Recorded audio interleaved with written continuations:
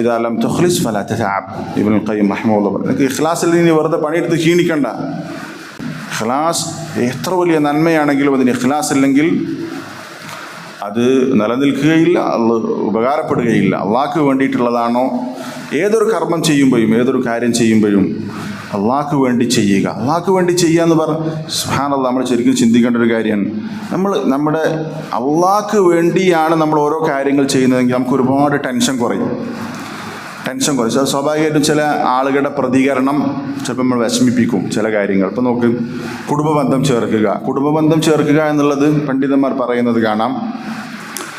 കുടുംബബന്ധം ചേർക്കുക മഹത്തരമായ ഇബാദത്താണ്. നമ്മൾ കുടുംബബന്ധം ചേർക്കാൻ ശ്രമിക്കുമ്പോൾ ചിലപ്പോൾ അവർ നമ്മളോട് നല്ല രൂപത്തിൽ ഇണങ്ങിക്കൊള്ളണമെന്നില്ല, നമ്മോട് ഇങ്ങോട്ട് ബന്ധം മുറിക്കാൻ ശ്രമിക്കും. അപ്പോൾ വീണ്ടും ബന്ധം ചേർക്കാൻ ശ്രമിക്കുക. അവർ വീണ്ടും ബന്ധം മുറിക്കാൻ ശ്രമിച്ചാൽ നമ്മൾ അങ്ങോട്ട് ബന്ധം ചേർക്കാൻ ശ്രമിക്കുക. കാരണം എന്താണ്, അവർ ഇങ്ങോട്ട് ബന്ധം ചേർക്കുന്നുണ്ടോ എന്നുള്ളതല്ല വിഷയം. കുടുംബബന്ധം ചേർക്കുക എന്നുള്ള ഇബാദത്ത്. നമ്മൾ ഇബാദത്ത് ചെയ്യുമ്പോൾ അവർ ഇങ്ങോട്ട് ഇണങ്ങിയാൽ അത് അതിൻ്റെ കൊണ്ട് ഗുണമുണ്ട്. പക്ഷേ ഇങ്ങോട്ട് ഇണങ്ങിയിട്ടില്ലെങ്കിലും നമ്മൾക്ക് കൂലി കിട്ടുന്ന കാര്യമാണ്. ചില ആൾക്കാർ സലാം പറഞ്ഞാൽ മടക്കൂല.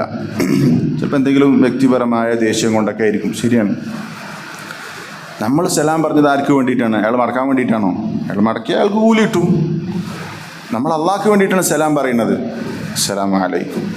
അള്ളാഹ്ക്ക് വേണ്ടിയാണ് നമ്മൾ സലാം പറഞ്ഞതെങ്കിൽ അയാൾ തിരിച്ചു മടക്കാത്തതിൽ സ്വാഭാവികമായിട്ടൊരു പ്രയാസം ഉണ്ടാവുമെങ്കിലും നമ്മൾ കൂടുതൽ പ്രയാസപ്പെടേണ്ട കാര്യമില്ല. നമ്മൾ ഒരാളെ കാണുമ്പോൾ പുഞ്ചിരിക്കും, പക്ഷേ അയാൾ നമ്മളെ മെയിൻ്റ് ആക്കിയില്ല.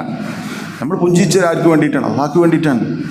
അള്ളാഹ്ക്ക് വേണ്ടി പുഞ്ചിരിച്ചാൽ നമുക്ക് സദഖയാണ്. തിരിച്ചയാൾ എങ്ങനെ പ്രതികരിച്ചു എന്നുള്ളത് അയാളുമായി ബന്ധപ്പെട്ട കാര്യമാണ്.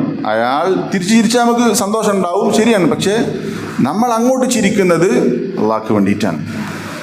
നമ്മൾ ചെയ്യുന്ന ഓരോ കർമ്മവും അള്ളാഹ്ക്ക് വേണ്ടി ചെയ്യാം.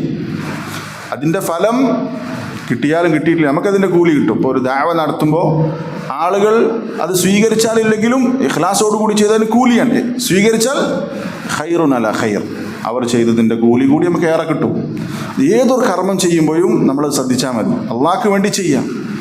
അള്ളാഹ്ക്ക് വേണ്ടി നമ്മളത് ചെയ്തു കഴിഞ്ഞാൽ ഇൻഷാ അള്ളാഹ് അതിൻ്റെ ബാക്കിയുള്ള അള്ളാഹ്ക്ക് വേണ്ടിയിട്ടല്ലെങ്കിൽ നമുക്ക് കുറച്ച് അമിതമായ ടെൻഷൻ ഉണ്ടാകും. ചിലപ്പോൾ അള്ളാഹ്ക്ക് വേണ്ടിയിട്ട് അള്ളാഹിന് കൂലി തരുന്നത്. ഇപ്പോൾ ഒരു ദർസ് നടത്തുമ്പം ഒരു ദിവസം ക്ലാസ്സിന് ഒരാളെ വന്നിട്ടുള്ളൂ. ക്ലാസ് എടുക്കുന്ന ആളും പിന്നെ നമ്മളും. നമുക്കതിന് കൂലി ഉണ്ടാകും ഇൻഷാ അല്ലാഹ്. കാരണം നമ്മൾ അള്ളാഹ്ക്ക് വേണ്ടിയിട്ടാണ് സംഘടിപ്പിച്ചത്.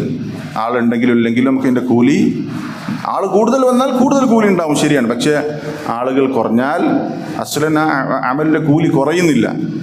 അതുകൊണ്ട് നിങ്ങളൊക്കെ ഏറ്റവും കൂടുതൽ ശ്രദ്ധിക്കേണ്ട ഒന്നാണ് അള്ളാഹ്ക്ക് വേണ്ടി ആകണം നമ്മുടെ കർമ്മങ്ങൾ. അല്ലാഹു തആല ആ രൂപത്തിൽ ഇഖ്ലാസോടുകൂടി അമൽ ചെയ്യാനുള്ള തൗഫീഖ് നൽകി അനുഗ്രഹിക്കുമാറാവട്ടെ.